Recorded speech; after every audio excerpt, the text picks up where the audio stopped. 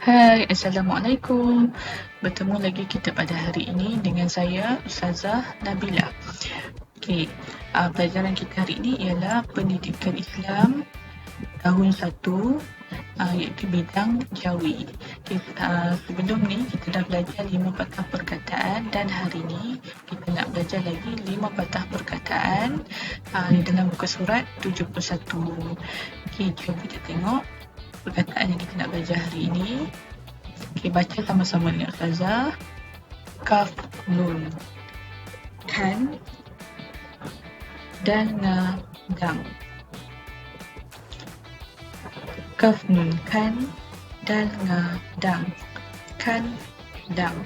Tengok huruf kaf boleh bersambung dan nun boleh bersambung, tapi huruf dal tidak boleh bersambung. Okay, cara tulis dia dari arah kanan. Kaf, nun, kan, dan dang. Kan, dang. Okay, perkataan yang kedua. Ta, nun, ken, dan dang. Ta, nun, ken, dan dang. Ken, dang. Okay, masih sama, huruf dal tidak boleh bersambung. Tulis, tarik huruf ta, nun, ken, dan dang. Ten, dang. Perkataan yang ketiga. Ba, nun, ben, tang, tang. Ba, nun, ben, tang, tang. Bentang. Okay, perkataan ini semua huruf boleh bersambung. Ba, nun, ben, tang, tang. Bentang. Titik jangan lupa. Perkataan yang keempat.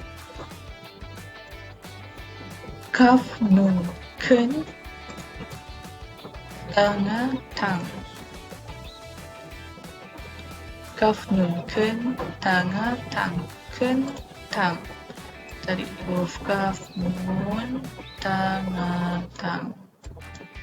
Ken, tang. Kita tulis mula.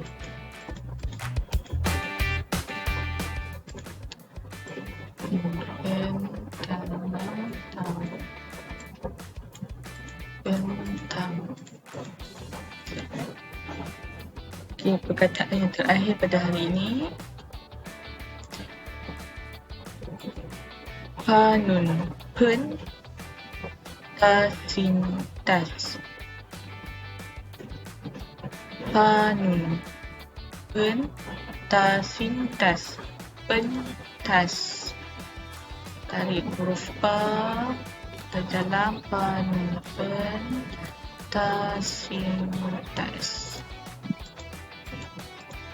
Pentas. Okey, itu saja pelajaran kita pada hari ini. Ustazah harap kamu dapat manfaat daripada video pembelajaran kali ini lah.